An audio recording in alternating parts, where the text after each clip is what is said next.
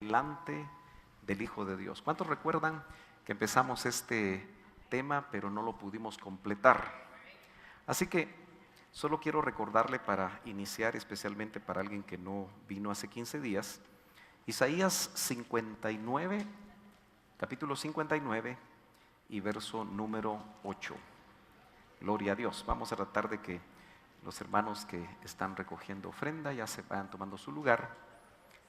Gloria a Dios, y que hasta donde sea posible usted pueda quedarse ya sentadito. Dice amén. En la versión del Oso dice: no conocieron camino de paz, ni hay derecho en sus caminos. Sus veredas torcieron a sabiendas. Note esto, está hablando del pueblo de Dios, el pueblo de Israel en aquel tiempo. Sus veredas torcieron a sabiendas. Cualquiera que por ellas fuere, no conocerá paz.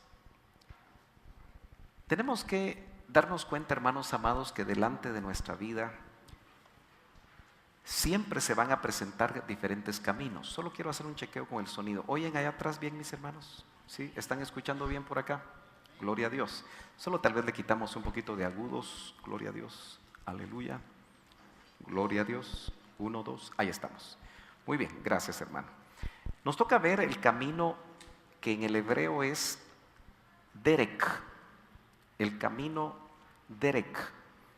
No le vaya a poner así a uno de sus hijos porque se oye bonito, ¿verdad?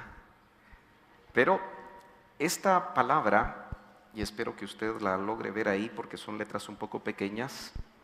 ¿Lo logra ver ahí? ¿Sí? ¿Los de atrás no? No se logra ver, ¿verdad? Solo ven unos puntitos. Pero esta palabra en hebreo, derek, tiene muchas acepciones, como puede notar usted. Los más estudiosos, los que tienen estos recursos, van a poder ampliar un poquito más. Usar alguna de estas acepciones, generalmente los especialistas lo hacen para traducir según los contextos. Pero una palabra que define o que está aquí precisamente es la palabra que se traduce camino, dice como pisado, pero también se define como el curso de la vida. Quiere decir que en algún momento, cuando nosotros, hermanos amados, en nuestra vida cristiana, ya siendo hijos de Dios, tratamos de caminar el buen camino, tratamos de caminar lo que le agrada a Dios, a veces nos encontramos con veredas que dice que a sabiendas muchas veces tomamos. Y una de esas veredas, uno de esos caminos que esta palabra hebrea traduce como fornicar, me llama mucho a mí la atención porque note usted que para algunos cristianos fornicar puede ser un modo de vida, un modo de accionar. Ya son hijos de Dios, conocen al Señor, conocen su palabra, y que obviamente la palabra fornicación en el idioma griego, este es hebreo, pero en el idioma griego viene de una raíz porneía, de donde nosotros podemos rápidamente identificar la palabra que en nuestro idioma español es pornografía. Viene de ahí, de porneo. Y que de alguna forma, hermanos amados, está causando demasiados problemas en los hijos de Dios. Yo creo que es importante que nosotros nos demos cuenta que como hijos ya, delante de nosotros, vimos hace 15 días que uno de esos caminos nos presenta una encrucijada, ¿se acuerda? Varias opciones, cruce de caminos, donde muchas veces, aunque ya somos hijos y tenemos quizá tiempo de estar en el Señor, esas encrucijadas nos pueden llevar o nos pueden invitar o nos pueden tentar a entrar en lo que se traduce como fornicar. Note que la acepción número 5 del diccionario Chávez dice intimidad, traducido favores, siempre en el contexto de tipo sexual. Hoy hay películas que le aseguro que la mayoría de los jóvenes aquí las han visto y probablemente ustedes también, porque al final la oferta de la televisión, la oferta del Netflix, la oferta de las redes sociales, muchas películas ahora se pueden ver desde un pequeño celular. ¿Me dice amén si eso es cierto? Proporcionan ese tipo de cosas y que muchas veces llevan dentro de esas películas una filosofía de amor libre, ¿verdad? Usted sabe que hoy los jóvenes creemos que no los de la iglesia, ¿verdad? Pero los jóvenes en general tienen la filosofía de primero vivir juntos. Usted sabe que eso ya es muy normal ahora en el mundo. Le llaman matrimonio a prueba, tiene muchas formas y dice, bueno, si nos llevamos bien por un tiempo, entonces vamos a casarnos. Obviamente eso no lo ampara la Biblia. Y es una forma de vida, es un camino Derek que de alguna forma está delante de nosotros y que habla de intimidad, de intimar, de favores. Algunas películas tienen el tema de amigos con favores o amigos con ventajas. ¿Cómo es que se llama la película? Amigos con derechos. Y esos derechos son favores de tipo sexual.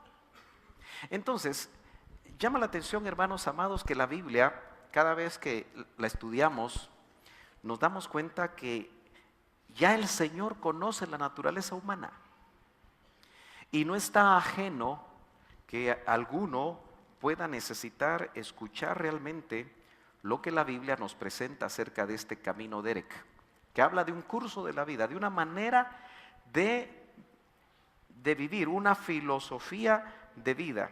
Nota usted que dice Derek se aplica a una actividad que controla el estilo de vida. Quiere decir que Derek, aunque se traduce en ese aspecto muy específico, sexualmente hablando, y vamos a ver que hay varios ejemplos en la Biblia, donde Derek se usa de esa forma, y que entonces habla de la tentación de querer caminar por ese lado. Derek indudablemente habla de otro tipo de estilos de vida que no tienen que ver necesariamente con el plano sexual, pero dice, se aplica a una actividad que controla nuestro estilo de vida. Y es que aquí la mayoría de nosotros, si no podemos decir el 100%, hemos hecho una confesión de fe. Nos hemos bautizado en agua. Ya ahorita hice un sondeo que la mayoría de ustedes han sido bautizados con el Espíritu Santo. Probablemente tienen dones que los desarrollan o no, pero también tienen su propio estilo de vida. Tienen su propia filosofía. Y puede ser que ese camino que han escogido no le esté agradando al Señor. Acompáñenme entonces a Proverbios, el capítulo 7, y vamos a leer el verso 4 y el 5, donde es interesante que nos habla precisamente de un personaje al cual el proverbista está hablándole a la juventud, al joven especialmente, para que se cuide. Dice, di a la sabiduría, tú eres mi hermana, y llama a la inteligencia tu mejor amiga. Mire qué consejo más lindo, ese es para todos los que estamos aquí. Para que te guarden la sabiduría y la inteligencia, te guarden de la mujer extraña, de la desconocida que lisonjea con sus palabras. Cualquier conocida o desconocida que de alguna manera trata de seducir a un joven, y yo no tengo el tiempo para ver todo el capítulo 7 porque es un tema en sí mismo y yo tengo que avanzar con varios de esos caminos que se nos pueden presentar, note usted que le llama a la Biblia la mujer extraña. Ahora, fíjese que en el verso 27, si nos saltamos bastantes versículos que usted los puede leer en casa despacio, porque es importante darse cuenta cómo la Biblia trata de prevenir al joven, de no caer en fornicación. Y aunque lo hace específico con la mujer extraña, indudablemente hoy hay hombres extraños también, señoritas, que están aquí. Entonces, el verso 27 dice, camino, ahí en el original es Derek, lo que estamos estudiando. Al infierno es su casa. ¿De quién? De la mujer extraña. Se lo vuelvo a leer. Camino Derek, al infierno es su casa, que desciende a las cámaras de la muerte. Me parece que en 1 Corintios 6 nos indica que la fornicación es un pecado que está dentro del cuerpo, que afecta el cuerpo. Eso significa que el pecado sexual para Dios es realmente algo sumamente delicado que produce consecuencias nefastas como descender aún a las cámaras de la muerte.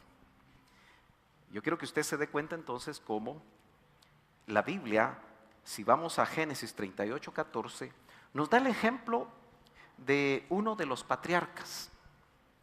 El contexto de esto es que había una ley llamada de levirato.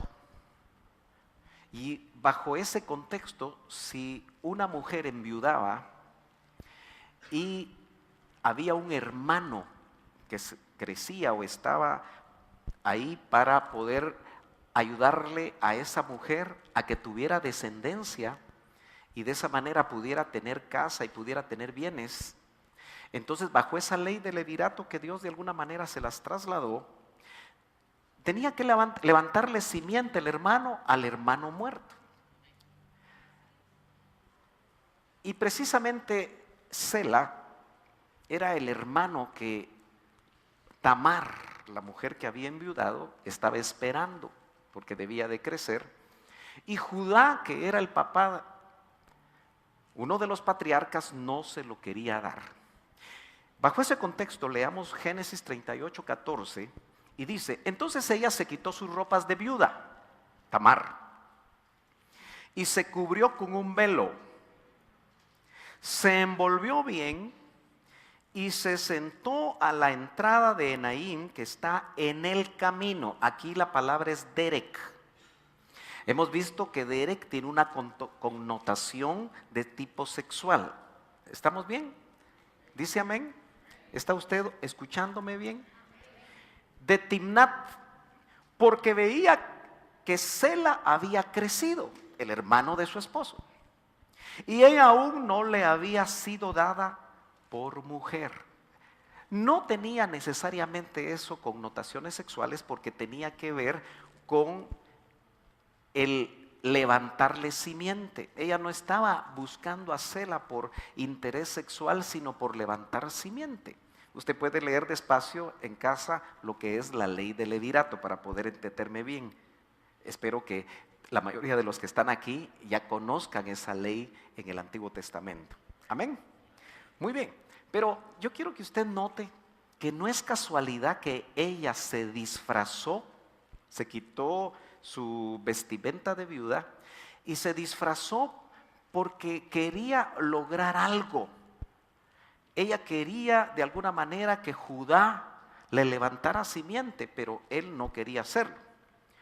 Entonces, en el verso 15 dice, cuando la vio Judá, seguramente los contextos nos indican que ella se vistió como las prostitutas que estaban, qué casualidad, junto al camino de Erec. ¿Me está entendiendo? Entonces dice, cuando la vio Judá pensó que era una ramera. O sea, estaba vestida para dar esa impresión. No se me ha perdido. No se me ha perdido. Pues se había cubierto el rostro. Parece que el cubrirse el rostro, como que había ahí una cultura que trataba de mostrar Y Tamar se vistió de tal manera que su suegro, porque era su suegro Judá. Si vamos hasta el verso 25, me tengo que saltar por razones de tiempo, dice, pero cuando le estaban sacando, porque tuvieron relaciones, eso lo muestra el texto. Y Tamar fue muy inteligente porque el precio de tener esa relación era un cabrito. Pero como Judá no lo llevaba porque él no estaba buscando eso, sino que se encontró con esta mujer. Pero yo quiero que independientemente de la cultura hebrea, usted sepa que Judá fue llevado al camino de Erec para tener relaciones con lo que él consideró una prostituta por su deseo carnal. Quiero que lo vea de esa manera. Judá seguramente ya tenía a su esposa o tenía varias esposas, porque no me pregunte ahora por qué razón estaba eso permitido. Pero indudablemente yo sigo siempre pensando que el hombre trata de hacer las cosas muchas veces fuera de la voluntad del Señor. Porque si vamos al diseño de Dios para la familia, cuando el Señor abre el costado de Adán, no le saca varias costillas para hacerle varias mujeres. Solo le saca una costilla. Y dice en un contexto que al principio no fue así, el hecho de que el hombre quisiera buscar más opciones. ¿Me está entendiendo? Muy bien, entonces ella le pidió 3 cosas. Y por eso el verso número 25 que usted tiene ahí dice, pero cuando la estaban sacando, porque la ley pedía que si una viuda tenía relaciones, automáticamente la podían matar. Entonces, sabiendo eso, Tamar le pidió 3 cosas a Judá. Y dice, pero cuando le estaban sacando, ella le mandó decir a su suegro, el dueño de estas cosas es el que me dejó embarazada. Y el que estaba dando la orden de matarla era el que la había dejado embarazada, solo que no lo sabía. Acuérdese que él pensó que era una prostituta. Entonces, dice, fíjese usted, a ver de quién son este sello con el cordón y este bastón. Eso fue lo que le pidió. Ahora, es interesante que esa palabra sello y o en sí lo que era el sello, la costumbre, era que el sello marcaba, a veces iba en un anillo, ponía autoridad en un documento, y el bastón era un bastón que también daba autoridad. Entonces, hermanos amados, yo le quiero decir una cosa bien tremenda. Cuando nosotros escogemos el camino de Erec, podemos caer en pecado sexual. Y el pecado sexual, Judá ya no tenía su sello. Judá por el pecado sexual ya no tuvo su bastón. Y obviamente lo quería recuperar, pero como ya Tamar no estaba junto al camino de Erec, el pecado sexual nos hace perder autoridad. Yo tengo que ser muy incisivo con estas enseñanzas. Tengo de alguna manera, hermano, que ser lo más que yo pueda instrumento del Espíritu Santo para que el Espíritu Santo le esté hablando a usted. Porque el pecado sexual puede haberse metido en su vida y que de alguna manera esté haciéndole perder autoridad en su casa. Acuérdese que hablamos que fornicar, que viene de la acepción de la palabra derek.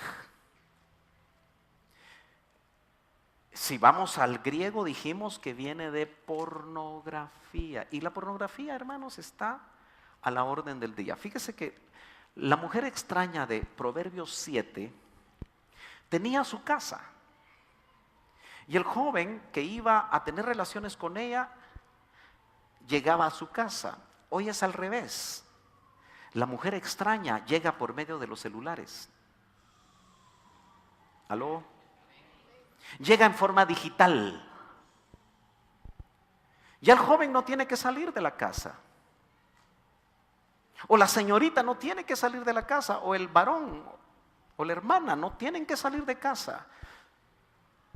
Y en la intimidad de su cuarto, echando llave, la mujer o el hombre extraño llegan. ¿Me estoy dando a entender, hermanos amados? Y ese pecado sexual va a hacer que se pierda autoridad, se pierda libertad.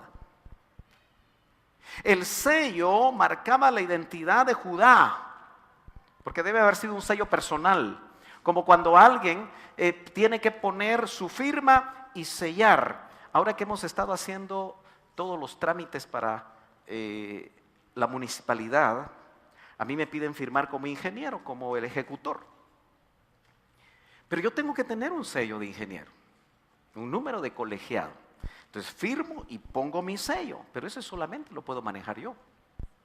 Quiere decir que el pecado sexual nos hace perder la identidad de hijos de Dios, por lo que permitimos al escoger el camino Derek. Ahora, acompáñeme a Isaías, capítulo 53 y verso 6. Me llamó mucho la atención meditando en Isaías 53, leyendo nuevamente este capítulo, pero el verso 6 dice: todos nosotros nos descarriamos como ovejas, cada cual se apartó por su camino. Y esa palabra es Derek en el original. Mas Jehová cargó en él el pecado de todos nosotros. Todo el capítulo de Isaías 53 nos habla del sacrificio maravilloso que el Señor hizo por nosotros. Como Él, como un cordero mudo, dice, delante de sus trasquiladores no abrió su boca. E indica todo el proceso que el Señor llevó. Porque nosotros escogimos o nos apartamos cada quien por su propio camino. Derek. La connotación que estoy tratando de ver de este camino en el aspecto sexual, la quise tomar porque, hermanos amados, esas veredas, esos caminos que hoy se presentan a cada uno de nosotros nos pueden sacar de la voluntad de Dios. Muchos probablemente están en ese tipo de contaminación y no la sueltan, no la dejan, no encuentran la manera de ser liberados. Pero yo le quiero recordar que dice, mas Jehová cargó en él. ¿En quién? En el Cordero de Dios que quita el pecado del mundo. El pecado, cualquier pecado, incluso el pecado sexual, que puede ser uno de los pecados que más se esconde. Uno de los pecados que hace que la gente sienta más vergüenza y no quiera venir a abrir su corazón a aquellas cosas que lo tienen amarrado, que lo tienen encadenado. Nosotros necesitamos salir de cualquier camino Derek como estilo de vida si es que nosotros queremos dar una estatura. Tenemos que dejar aquellas cosas que están alimentando la carne. Aquellas cosas que usted sabe, porque el Espíritu Santo le está hablando, que usted está permitiendo en su vida. Pero hablemos del camino Magal. Yo sé que nos tendríamos que quedar bastante tiempo en cada uno de ellos, pero hermano amado, tenemos que avanzar. Y usted en lo personal puede seguir tomando nota de los versos, o si quiere se los aprende de memoria, pero lo dudo que mañana ya sepa de qué hablamos hoy. Porque cuando uno le pregunta a los hermanos, ¿y de qué habló el pastor? Permítame un momentito, ahorita le digo. Pero ojalá que si a usted le falla la memoria como a mí, haga sus anotaciones. Otro de los caminos que usted y yo podemos encontrar en nuestra vida cristiana es el camino Magal. Esta es otra palabra hebrea, y Magal, ¿lo lee usted ahí? Dice, habla de un baluarte como circular, camino, campamento, senda y vereda. Círculo del campamento, se lo pongo acá, círculo del campamento o campamento en forma de círculo con su centro protegido.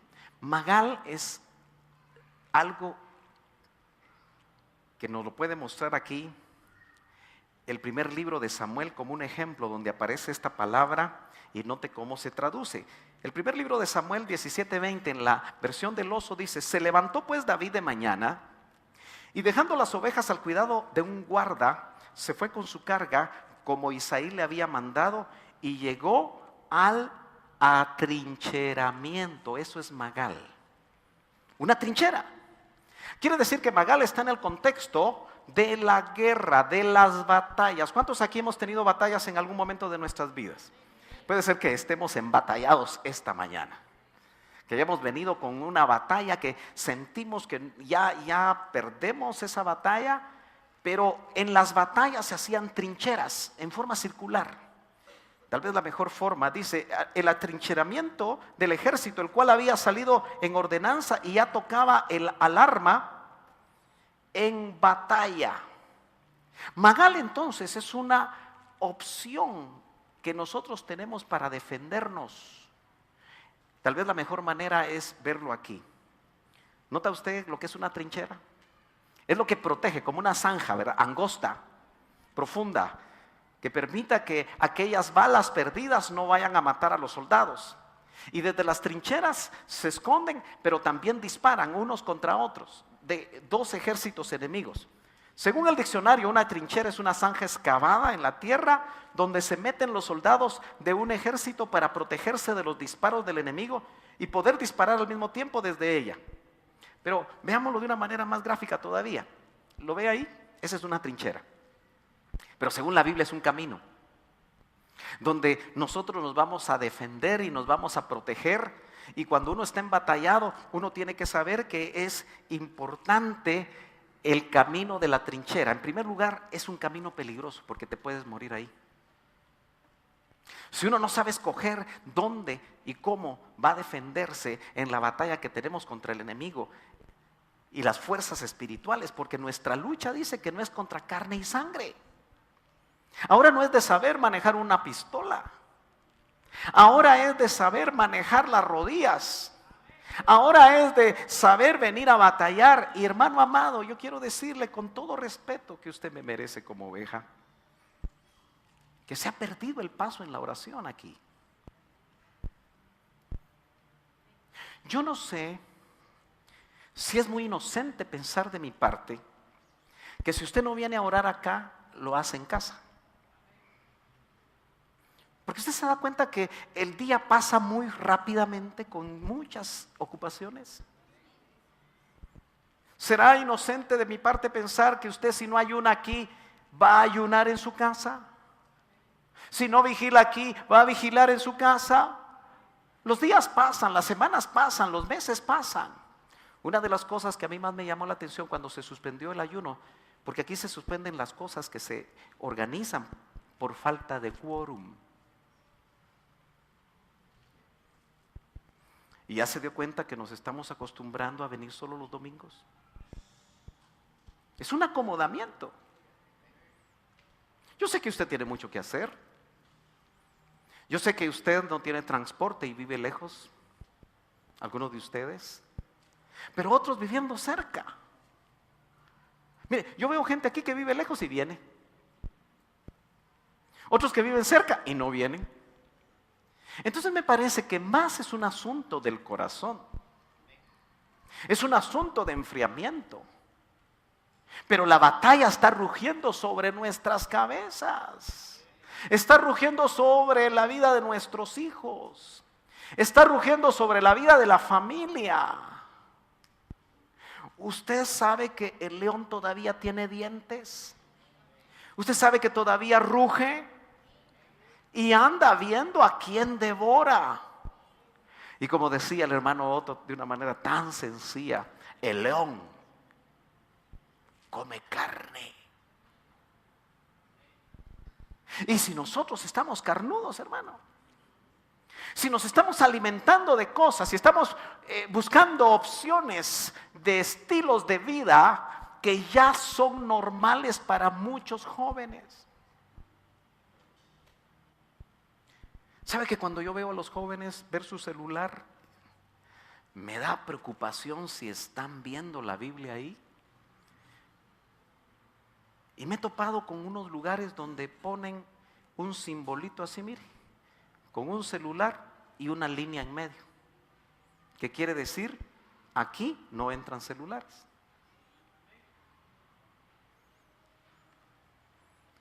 Porque no sabe uno qué están haciendo con los celulares. ¿Aló? En pleno culto. Por eso creo que es mucho más sano traer la Biblia. Porque así cuando traemos la Biblia, y aunque sean millennials, pero son hijos de Dios. Y aunque ser millennials significa que no pueden vivir sin un celular, pues que se aguanten unas 2 horas, 1 hora de predicación. Me imagino que no van a sudar frío, ¿verdad? Porque no tienen el celular en la mano. ¿Aló? Entonces, hermano, el camino de la trinchera es peligroso. El camino de la trinchera es incómodo. El camino de la trinchera es angosto, como lo pudo ver en la fotografía. El camino de la trinchera puede ser lodoso porque no está bajo techo y puede estar lloviendo. Y el camino de la trinchera huele mal. Eso significa, hermano, que cuando estamos en batalla, la cosa no es fácil. Y nosotros dice la Biblia que somos del ejército de Dios. ¿Verdad que qué bonito cantamos? Oigo el sonar del ejército de Dios. Y empezamos hasta a marchar, ¿verdad? Pero estaremos conscientes que estamos realmente siendo exigidos como soldados.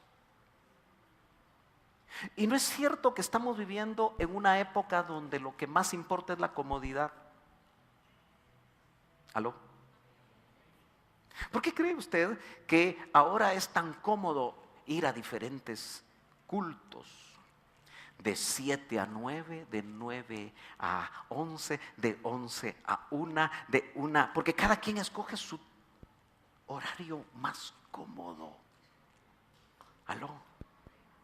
Estamos viviendo en tiempos donde la comodidad de los templos es importante en muchos lugares, ¿verdad? Porque los sillones son bien bonitos.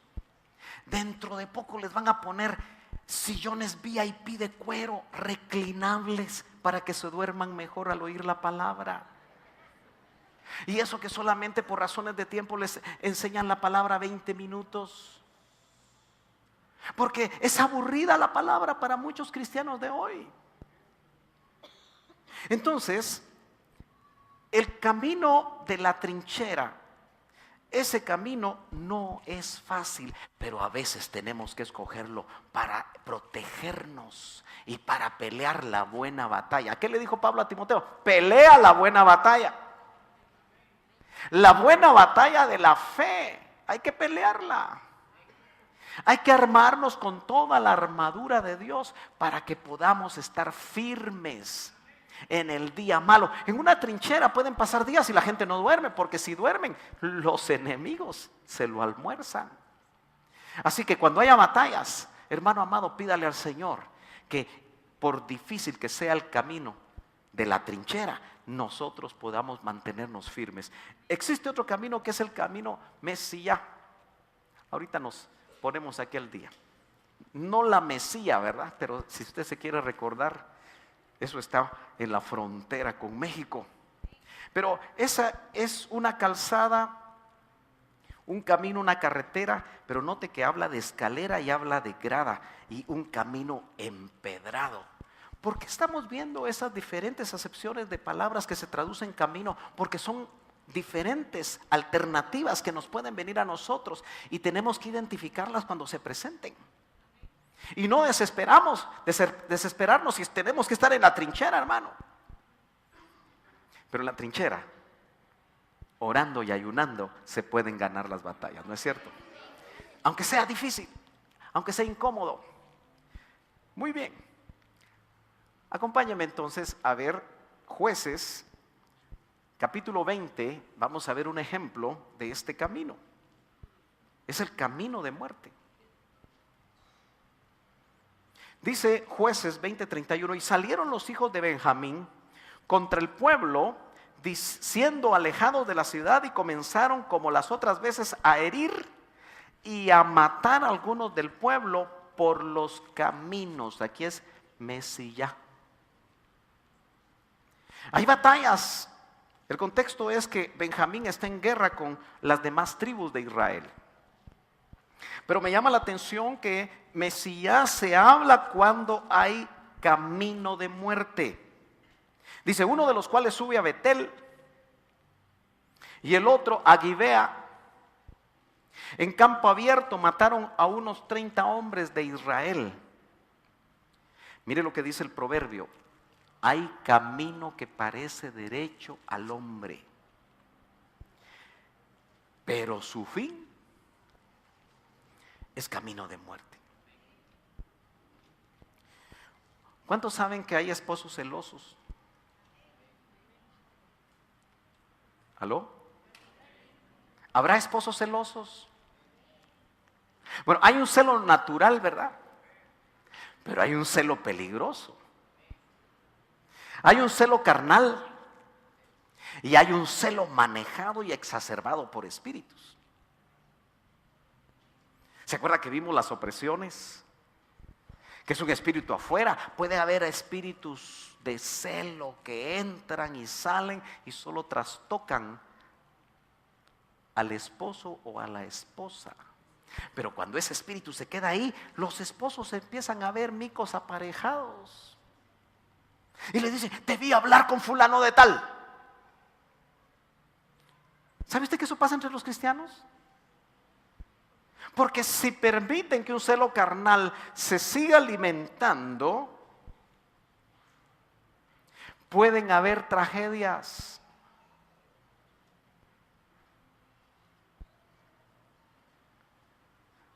Aún entre los cristianos. Entonces dice, hay camino que parece derecho al hombre, pero su fin es camino de muerte. A veces por buscar el placer encuentras la muerte. A veces por querer obtener ciertas metas, se pasan límites que pueden producir la muerte. Y ese camino que estamos viendo nosotros, el camino, vamos a regresar, Mesías es un camino que nos puede parecer derecho. ¿Cuántos saben que la economía a veces es complicada? Y no siempre lo que se gana alcanza. Entonces algunos dicen, bueno, por ahí me han contado que comerciar un polvito blanco que no es harina me puede sacar de los problemas económicos.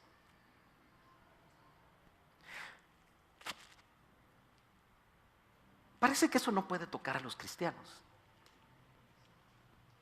Pero lamentablemente, yo he visto en mi caminar, y recuerdo ahorita porque el Espíritu me está recordando un personaje que estuvo cerca del Dr. Ríos.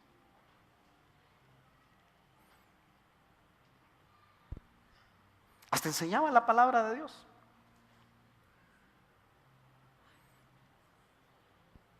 Pero terminó muerto. Porque escogió un camino mesías de muerte. Cuando yo ya no lo vi en la iglesia, en una ocasión me alcanzó en un Porsche. Me dijo, oh, me saludó. Yo dije, ¿de dónde sacó para un Porsche? Un Porsche puede costar $70,000. Solo que él ya había escogido, habiendo predicado, habiendo sido un instrumento de Dios, escogió un camino que a él le pareció derecho. Y cuando volvió a su tierra natal, se metió con la mujer no adecuada y terminó en la tumba. Y no tenía ni 35 años. Entonces, si eso puede pasar con un ministro, ¿no cree que puede pasar con alguien que escoja inadecuadamente un camino que le pareció derecho, pero dice es camino de muerte? Necesitamos discernir, hermanos, con quiénes nos juntamos. Dime con quién andas y te diré quién eres. Tenga cuidado con quién comercia usted. Tenga cuidado con quién se hace socio. Es que necesito un socio capitalista. Sí, pero hay que tener cuidado de dónde viene el dinero. Bueno, como usted ya se puso triste, mejor veamos el camino Mishol. ¿Cuál será este camino? Así se escribe. Dice que es un sendero angosto. ¿Cuántos saben que agradar a Dios nos puede llevar a un camino angosto? Bueno, lo dijo el Señor, ¿verdad? ¿Se recuerda usted lo que el Señor nos habla precisamente? Pero antes de eso quisiera hablarle de un profeta, otro ministro, que Dios lo tuvo que meter en un camino angosto. Cuando uno no quiere,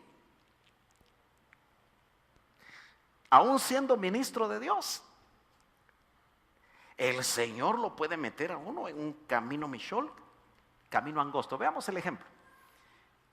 Acompáñame a Números 22, 24. ¿Lo tiene ahí? O por lo menos léalo. Dice amén. O ya se me durmió, hermano.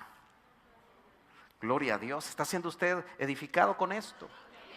La idea es que el Espíritu Santo le hable a usted. Si de repente está identificando un camino equivocado o un camino que le parece difícil, pero que está frente a usted, y tal vez no sabe por qué está caminando en ese camino, si hay un propósito de Dios o usted solito se metió. Números 22, 24 dice: entonces el ángel del Señor se puso en una senda estrecha, así se traduce Mishol, de los viñedos, con una pared a un lado y la otra al otro lado, un camino estrecho. El ministro era Balaam, que había sido contratado para maldecir al pueblo de Dios. Ya solo ahí Balaam estaba mal. Y claro, usted puede leer todo lo que la Biblia nos muestra acerca de eso, pero yo lo que quiero es que usted vea cómo el Señor lo mete en un camino, en una senda estrecha, Mishol. Dice: porque estrecha es la puerta y angosta la senda que lleva a la vida. En el caso del profeta, no podía caminar ni para un lado ni para el otro, de tal manera que la burrita, ¿se acuerda?, golpeó al profeta contra una de las paredes porque era muy angosto, pero Dios quería tratar con él. Y ahí se demuestra que el Señor puede hacer más inteligente a un animalito que a un ministro de Él, o a un hombre que de alguna manera profetizaba. Y entonces Dios lo que tuvo que hacer es que le abrió los ojos al animalito. Imagínense, él era profeta y tenía los ojos cerrados. Entonces le abrieron los ojos al animalito. Y lo que vio fue que al final no había dónde escaparse. A veces Dios nos mete en esos caminos donde no hay dónde escaparnos, porque nos quiere hablar, nos quiere dar una última oportunidad. Porque ahí estaba un ángel con la espada desenvainada, listo para terminar con este profeta. Y cuando la burrita se quedó detenida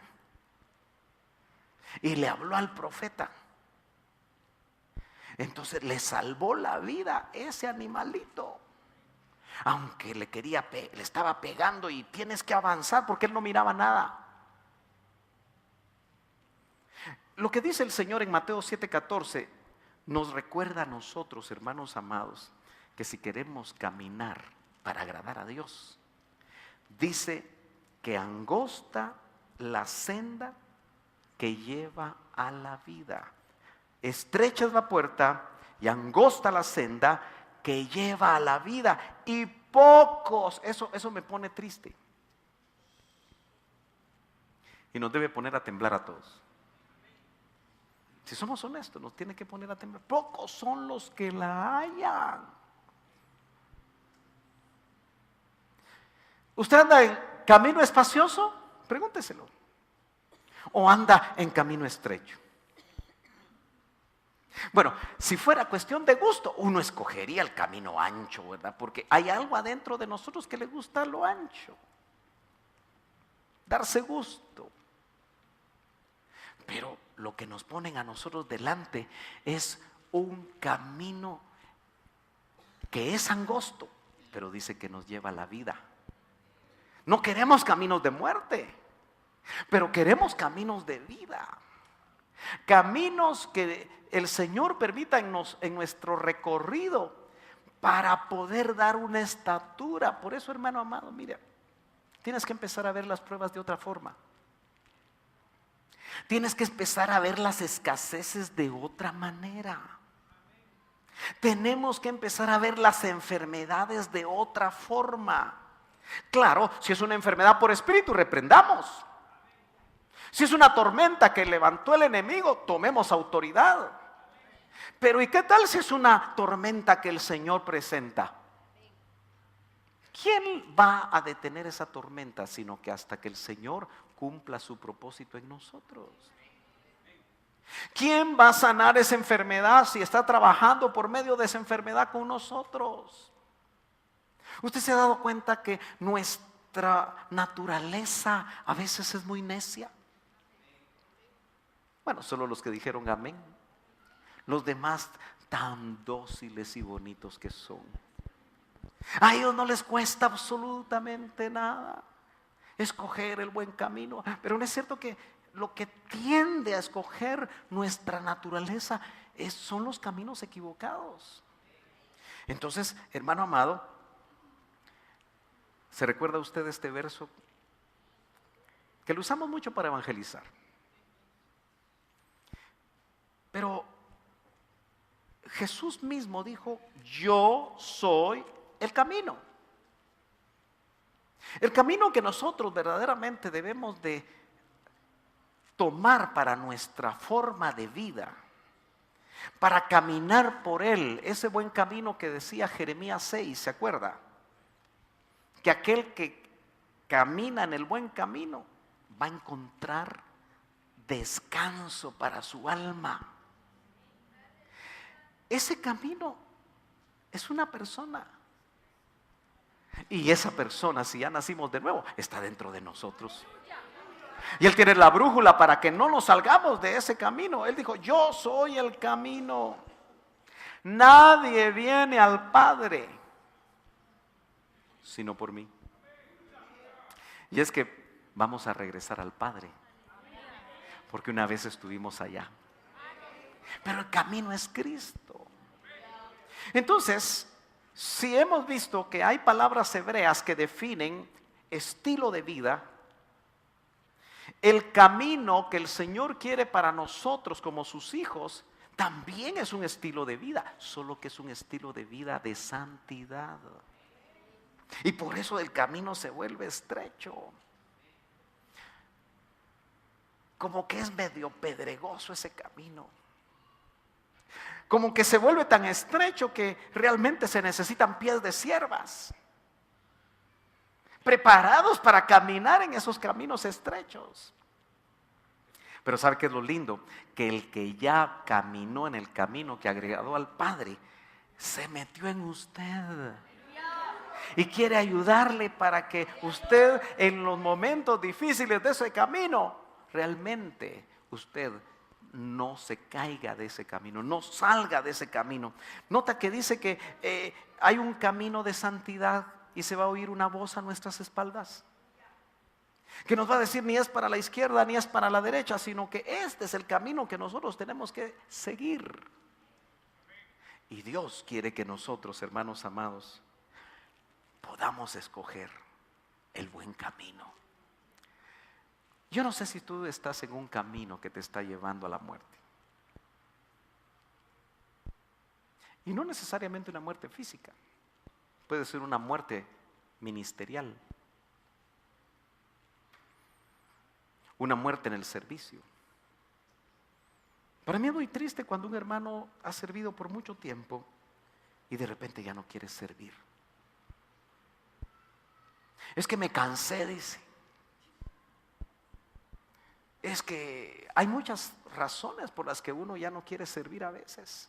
¿No será que hay una vereda equivocada que nos mató el deseo de servir?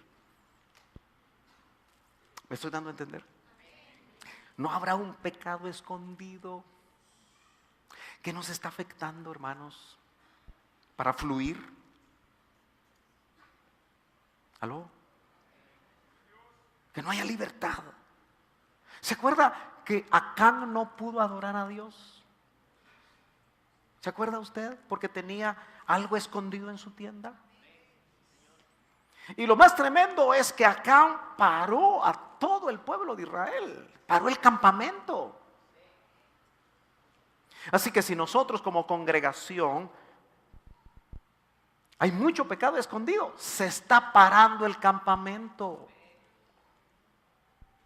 Y el Señor va a tener que traer función profética más fuerte entre nosotros para mostrar, y le digo, ya está viniendo. Ya Dios está abriendo ojos. Entonces nosotros, hermanos amados, si el Espíritu nos está hablando que nos metimos en un camino equivocado, regresemos al buen camino. Salgamos de esa vereda. Salgamos de esos negocios. Salgamos de esas cosas que el Espíritu nos dice y nos ha venido hablando que debemos de dejar. Porque delante de nosotros, pero más adentro de nosotros, está el que nos puede llevar por el camino que sus hijos, nosotros, debemos andar. Póngase de pie, hermano amado. Vamos a ministrar esta palabra porque yo creo que es importante que tomemos unos minutos. Yo no sé si tú